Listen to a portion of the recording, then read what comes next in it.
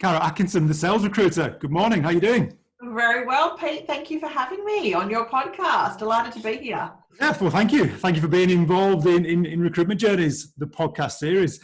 This is a bit of an interesting one for me, Cara, because I think we've done 18 or 19 of these now, and I think I've known every single person that I've so far interviewed. But you and I don't really know each other, do we? No, it is early days for us. I am getting to know you. I've been stalking you a little bit on LinkedIn and watched your video last week walking through a park after you run. So Yeah. And there's not many rec-to-rec firms that you kind of know of. So I've known of you, but first time really face-to-face that we're meeting today. Yeah. So, yeah. This could go either way. No, you might. It could. This could be terrible. Who knows? Let's both hover over the leave meeting and see what we do.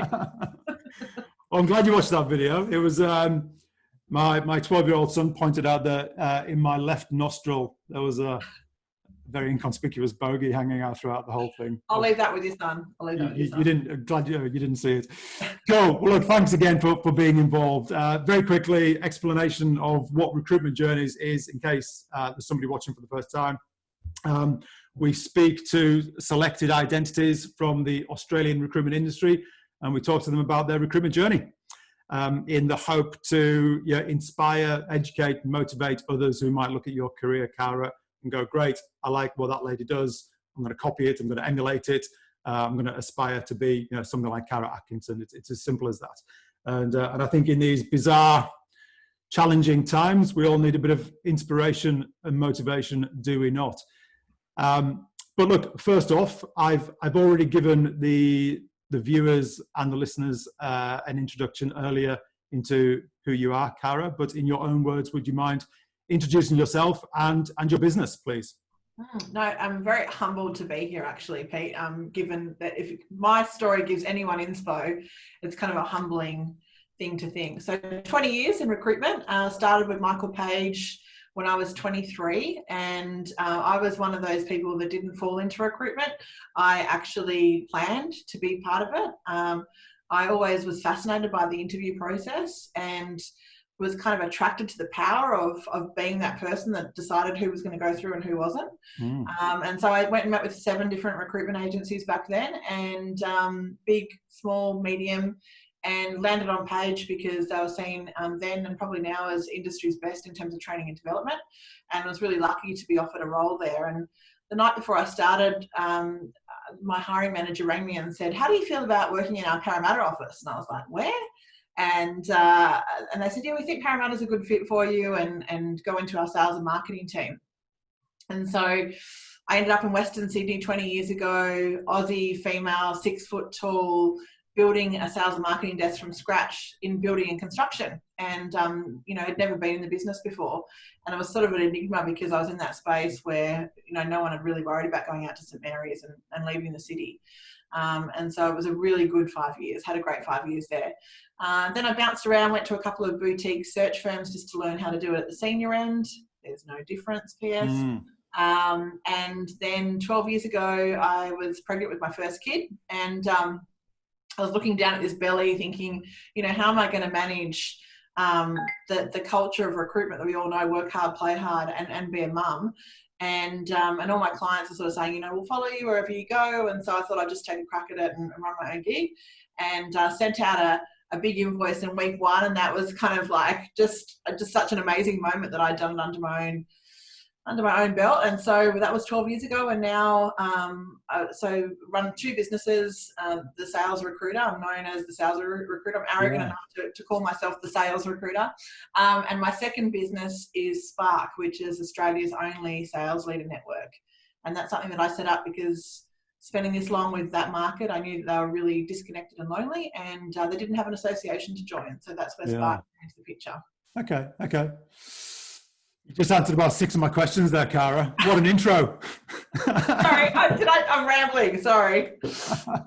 No, that's okay. That's okay. One of my first questions is always how and why did you break into the wonderful world of recruitment? Well, you've kind of answered that. But it's interesting because I do want to go actually back in time before you broke into recruitment. And I'm reading something here off your LinkedIn profile, which is wonderful. And I'd like to bring it to the attention of the of the listeners and the viewers. On your LinkedIn profile, it reads, when I was 14, I sold my dad's cricket socks to my school friends. Navy uniform skirts paired with big white socks, big thick white socks were all the rage back in 1990. I quickly discovered that selling only one sock from the pair ensured repeat business. So I get it, but I'm also curious. So what? So you sold one sock to one person, knowing that they would have to come back to you to buy the second sock. Did they not feel ripped off? They were just intrigued by the prospect of actually buying something with their money that wasn't involving the canteen. So I think, you know, just making them a customer for the first time in their lives that was outside of their parental guidelines was exciting enough for them to be involved. Yeah. And just talking them through the journey of being a customer with these socks was enough to get them on board. And we then lead them to the discovery, well, if you've got one, you probably should get the pair. And that's where that started from. So my best mate to this day actually was my first customer, and one of my best mates, and she loves bringing up that story, and just cannot believe that she got on that gravy train of mine. So was that your first realization that you did have an entrepreneurial flair? I don't think there was any deep thinking about it. It was just I actually sold them off my own feet, and she was admiring them, and there was an opportunity in a niche, so went for it. So when you started your own recruitment business, it's usually quite a brave leap of faith for most people, but you would have thought, I've been in business before. I've sold socks in the schoolyard. I've been down this route before. What's the worst that can happen? What else do I need? I'm a sock procurer and seller, so it was all good. Yeah. I think the thing for me with my own business was that I did have such a strong network and background before I got into it. I don't think I could have done it for a year or two and then started it. I really did need that your network is everything, and so that for me gave me that degree of comfort. And I've got to tell you, the seduction and sexiness of sending out an invoice and owning 100% of that kind of had me hook, line, and sinker from day one. I've still got my very first invoice sitting on my desktop for a guy called it's Mint 001. It's for a guy called Frank Kwame Apaya. I placed him into Elan IT in London, and I got £3,200. And I know exactly what you mean. When you send out those first invoices, it's intoxicating. Oh, it is. And the fact that we can remember the detail like that, I could tell you the same story on mine. It's awesome. And just the freedom to make decisions. If you really want to work with someone and it doesn't become about the fee, it becomes about the relationship. Yeah. And you do whatever it takes to get it over the line and build that relationship over the long term, where, most businesses that I've been a part of prior to mine was all about the activity and about the numbers and not necessarily about the depth of that relationship. And so that's been a really fun thing for me over the last 12 years to focus on.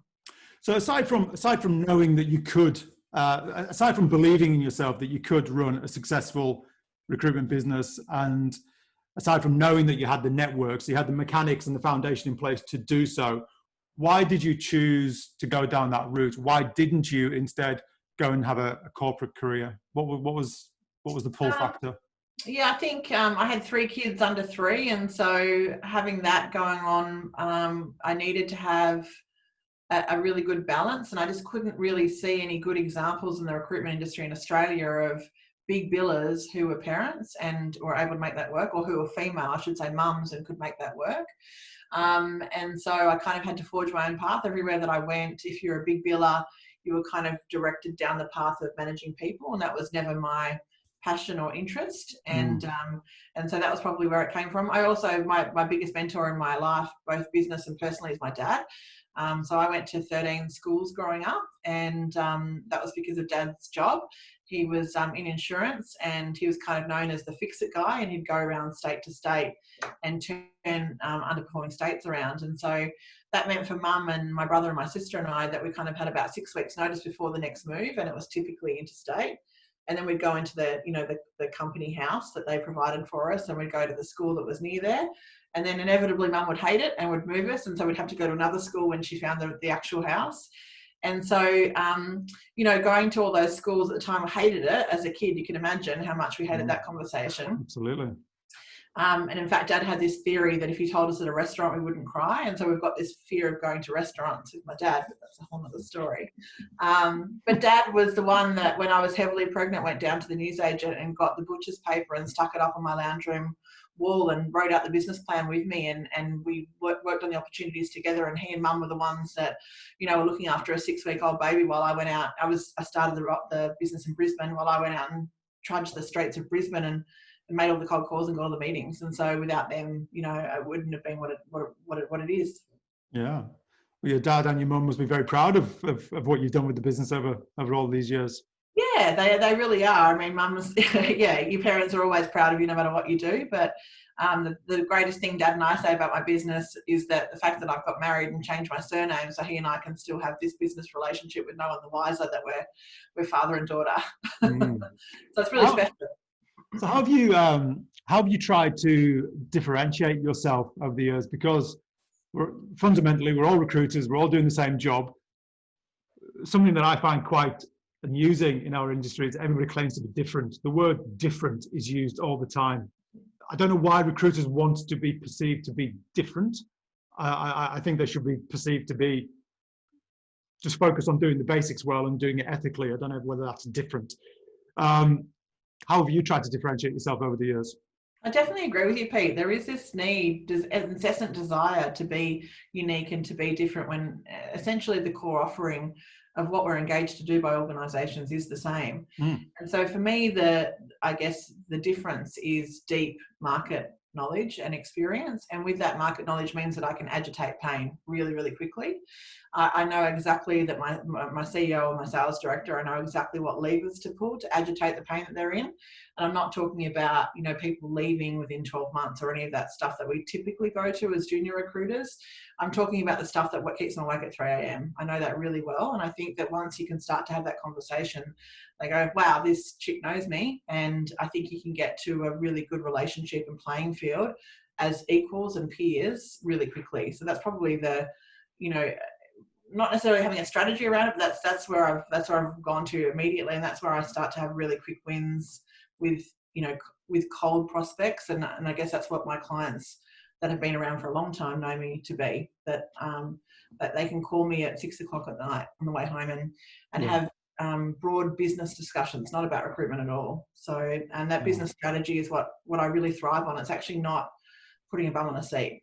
It's more about how do you get to shape that business with your key stakeholder over a period of time is what I believe is really quite different about what I bring to the table. Yeah. Agitate the pain. Is that a phrase that you've coined? I've never heard that before. And what does that do? I don't know. It's like, when you get that little stick and you're just like, and you want them to, I think people buy because they're in pain essentially. And so the longer that it takes you to arrive at that pain, the less likely you are to walk away with a deal. Yeah. Cool. Okay. Your business, much like mine, is small and cozy. Was that strategically the plan? Obviously, you've mentioned you've got a family, you've got 3 kids, and building an empire comes with its positives and plenty of negatives. And being a small business like ours comes with its positive and its negatives. Did you purposefully choose to stay small, or did you ever have desires to be big? Pete, you're agitating my pain.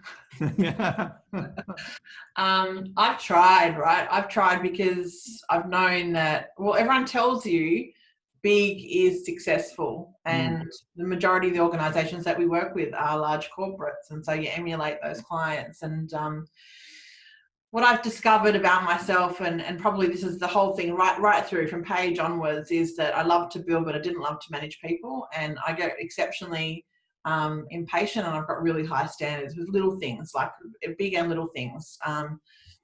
Spelling mistakes and typos and badly worded ads are probably my nemesis. And so, and when your name is literally the name that's on the door, you don't get a second cut at that. And so the people that I have hired into this business haven't lasted long. And it's not something I'm really proud of, because potentially I haven't been setting up the expectations really well about my desire to succeed, and like just not taking any prisoners about that. That doesn't really work for many employees. So that's cool. So I've gone up and I've gone down, and I think I'm really happy. I've realized that success doesn't mean numbers, it means profitability. And when you look at my business from a profit perspective versus some of the big organizations, I would imagine I'm probably a fair bit away from where their profit levels are. I'd imagine no overheads. I've got an amazing full-time PA, and that really works for us. And I think too, when you're going out and hustling, you're agitating pain and you're developing that relationship really quickly with C-suite, they want to know that you're managing their business cradle to grave. And I think that's something pretty special. Yeah. I think it's a really interesting point. I think there's very few businesses that can grow to a reasonable size and maintain that standard. I can think of a couple. I can't think of dozens.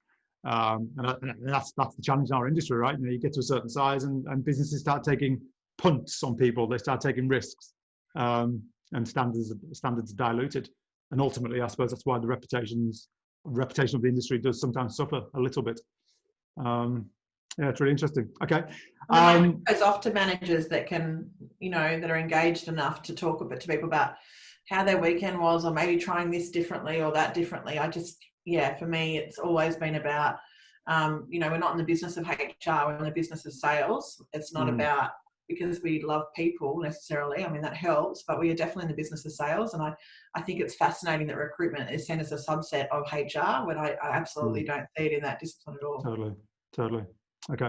All right. So I don't think I've covered this yet, but to have you as a guest on the podcast, Karen, I kind of need to put you in a box, put you in a category, and this will be all over the kind of advertising for the podcast episode. But what we're calling you is the specialist recruiter spinning multiple plates.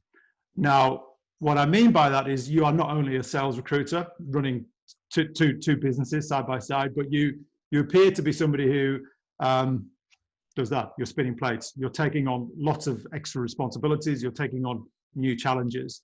The reason you're on my radar is because I saw recently that you had taken on 2 new posts.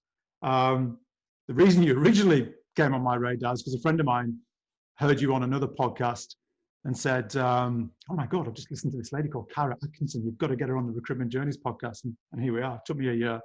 But you've taken on two posts recently. Now, before you tell me what the posts are and why they're important to you, would you mind telling me why you personally feel it's important to take on new challenges? Because let's be honest, we're all busy people. I'm sure you could fill your day with your revenue generating and your 3 children without taking on these extra things. Why? Why the need to do it? Great question. I'm really restless with the same results year on year, and I think it's, as I get older, I'm only 44, and there's plenty more fuel in the tank, and I just don't want to be tapped out at this age as just a recruiter. And like it or loathe it, when you have that title on LinkedIn and out in the market, that's what we're seen as. No matter how good we are or how people rave about us, we're seen as a recruiter. And in some food chains, it's down the list. No, I've never heard that before. I know. As sad as that story is, that's the reality. And it's as frustrating to me today as it is when I first started, that, we're in this sales role where we can't guarantee our product. And I still get let down today by people, and we've all been there, right? We all know how frustrating that is. And so I've always been intrigued by, partnering with these organizations that are typically manufacturing, construction, building industry, B2B. They're all selling they're all in their supply chains of products that they can guarantee. And so it's always really interested me. So, I just felt like the revenue, I call it the roller coaster of revenue in your own business and recruitment. It can't be harmed by having something consistent coming in there as well. And that's sort of where is where Spark came from. I mean, that was wasn't just around money. It was around this profound isolation that I believe sales directors have. They're considered on paper to be the alpha wolf in the room, but the reality is it's quite different for those guys, and there's no one else in their organisation that understands the role that they have. And so it's been very humbling to set up a tribe for those guys to belong to. and really proud to say that Year 2 just started July 1 this month, and 100% of members rolled over to Year 2, which is a really cool moment. Wow. And so that, and then these 2 board roles that you've referred to, Pete, that you saw, are definitely about exercising my right within the network that I've got. Just I've seen opportunities and gone after them. So that's where those 2 board. Great. Well, look, let's focus on those. Please tell us what those two new board appointments are. Yeah, so particularly this year in the middle of a global pandemic, I've noticed really worryingly that the mental health challenges of Australian businesses are really spiking, and I've been really interested in how we've supported those employees, even those that haven't lost their job, with survivor's guilt. And I'm sure, like you, in the roles that we're in, it's been devastating to get 8 to 10 phone calls over the last 3 months of people that we love and respect that have lost their roles. And so it's been very much front and foremost of my mind. And this is a business that I've known for the last 3 years and known the female CEO for a long time. And she's an amazing practitioner in what she does in terms of counselling and psych support and mental health for businesses. But she's made the organisation, I think it'd be fair to say, if she was listening, hard to buy. Yeah. It's quite a convoluted. And what I've found through recruitment is actually that's my sweet spot, is understanding that's hard to buy and making it really easy to buy. So that's my role as part of health and somehow contribute to. And the second board role is Reuters, and they're a consultancy firm that's really partnered closely with Defence. So they run contracts for Defence as a third party. They also recruit typically engineering specialists into Defence, which is not I'm sales. It's not engineering. It's not my bag at all. And they also partner with manufacturing organisations in Australia to build sovereign capability and supply to Defence. And I thought, when COVID hit and all of our supply chains were shut down and every sales director I knew was talking about that same thing, about where they could get product from, I thought, surely this is the opportunity in Australia for us to stand on our own 2 legs and build manufacturing capability. So for to have this opportunity within that organisation and bring manufacturing organisations to this business to get into Defence is kind of serendipity for me. It's going to be a real joy. It's early days, but it's a really cool situation to be able to pick up the phone to a CEO that potentially wouldn't have talked to you as a recruiter and now have that great conversation with them. Fantastic. Well, congratulations on challenging yourself even further. The mental health one is a huge one, isn't it? It's I introduced you on email recently to a lady called Rhonda D'Ambrosio, who's just started a company in the UK called Mental Health in Recruitment.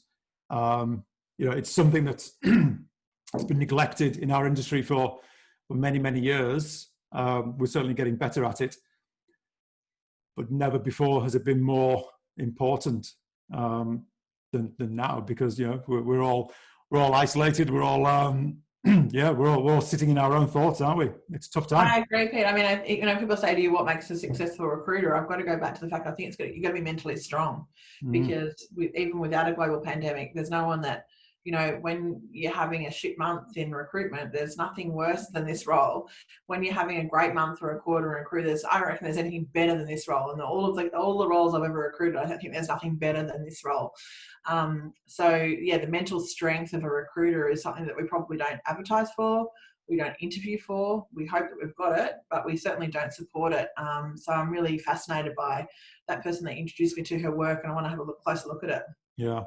But there's an assumption, you see, because of the expectation for mental toughness and the assumption that every recruiter has mental toughness, because that's probably what they say in the interview. We all use words like resilient, and we are to a degree, but nobody is, absolutely bulletproof to the point that they can handle what we're going through right now without it having an impact. No, I agree. I definitely thought I was bulletproof until this. This has been a real leveler. Yeah, that's the thing. It has. Yeah, no, it so has. It has been a leveler. How has obviously? So we're touching on COVID, and I know we're all a little bit we've all got a little bit of COVID fatigue in terms of talking about it in relation to the economy and what have you. But if you don't mind sharing, how has it affected your business? Oh yeah, I've taken a hit along with everybody else. I think that there's a mood out there in the market right now that we'll be okay. Let's save ourselves 25, 30K and we'll do it ourselves. There's plenty of people out in the market and we can handle it ourselves. So there's definitely been a direct impact like every other recruiter has been. And I think it's not even about not having the job board. It's more about the fact when you get that phone call from the person that's respected you enough to pick up the phone and share with you that they've been impacted, that you don't have the jobs to connect them to like you normally would. That has what's really been tough for me. Yeah. So are your clients not hiring at all, or are they just saying, look, we'll hire, but we just want absolute unicorns? Yeah, I think there's been a real move with lots of restructures going on. That seems to be the favourite word at the moment. Everyone's restructuring and trying to do things smarter with less people. And through those restructures, when people unfortunately have been made redundant, other roles are definitely being created out of that restructure. But I think the companies are seeing it in really poor taste to go out hard and market for the person like they normally would. And so, reverse marketing or whatever you call it in your agency is probably really prominent right now, and being really smart about who you take out there, because they are being bought. You just have to be smarter about how you present them to your client and in the right time and knowing what's going on, rather than just, not spraying and praying. It has to be really strategic and as senior as you can go, and then they're being bought. But they just don't want to be seen as that poor taste organisation that's just made 500 people redundant and now I'm going to go and advertise everywhere. Yeah. So there's still opportunity out there, and I think it's tough for an individual to go and find it, that hidden job market that we all talk about. But and I feel for any recruiters that are new into this game, because to not have the depth of relationships there must make it really tough. But I think us vets that have got some grey in their hair will know which levers to pull to make a hot candidate still get bought. Thankfully, that's still there. Has there been any silver linings for your business that have happened because of COVID? Well, I would never have looked at those board opportunities without capacity to think about them and be able to deliver on what I say I was going to deliver on. So the silver lining for me is absolutely working in mental health and defence. That's it's kind of been a side passion of mine, but not really been a reality, a commercial reality till now, which is awesome. And I've got to talk about Spark through this. I read somewhere, I think on HBR, have a business review about COVID really bringing micro communities into focus, and nothing is more true of that than Spark.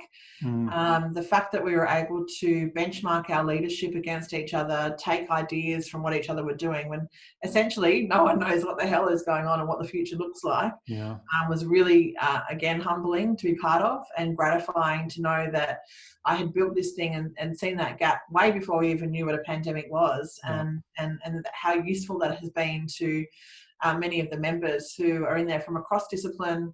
They're running large sales teams, but other than that, their industries are all very different, but yet their challenges are the same, all people focused. And so that's been really cool to, that's been a definite silver lining, that I just thank goodness that started before this hit, because it would have been hard to get it off the ground now, I'd imagine. So because we are in the grip of COVID now, is Spark something that you're looking to push wider, harder, bigger?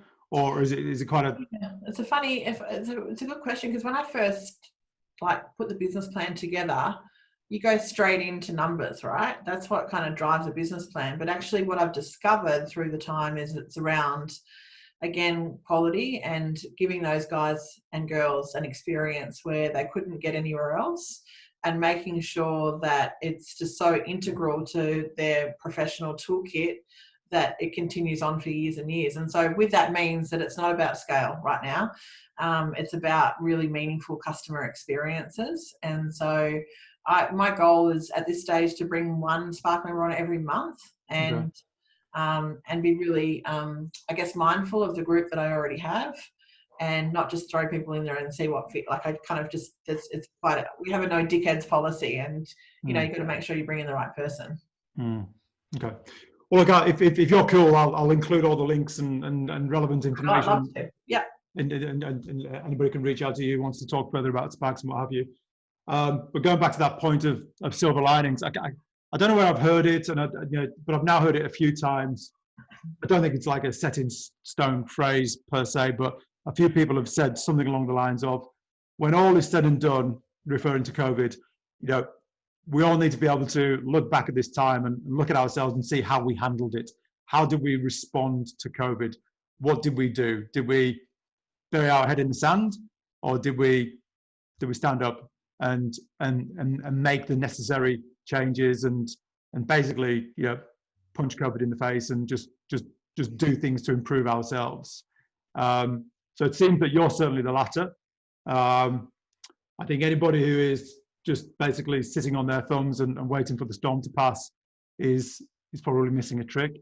I don't think we all need to go out there and start running 12K per day and learn a new language, but I do think this is the opportunity to dig deep and self-reflect and just try and make some changes, professionally and personally. Yeah, I agree with you, Pete. I think as recruiters, we have such a cool skill set that until you get out in the market and start talking about it, I don't know if everyone realizes how good we are at what we do and what else we bring to the table. That's not just about putting a bum in a seat. So it doesn't take much to, and I hate to use the word because everyone's using it, but pivot. I'm not necessarily saying pivot. I'm just saying adjust 5 degrees and look at something else to bring into your armor, because the good recruiters, and we all know who we are, will definitely have bigger opportunities than just that for now. And recruitment's not dead forever. It's probably going to take a hit, I reckon. I probably felt good about it by saying to myself it's probably 12 to 24 months before it came back to how it was. Yeah. And whether that's right or wrong, I'm not sure, but I definitely felt mentally better about making that decision in my head about what it was looking like for me and for my businesses.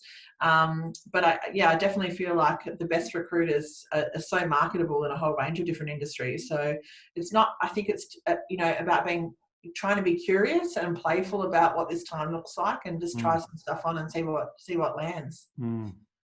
So when the shitstorm passes over and the skies are clear again, what next for you? What next for Cara? What next for your business?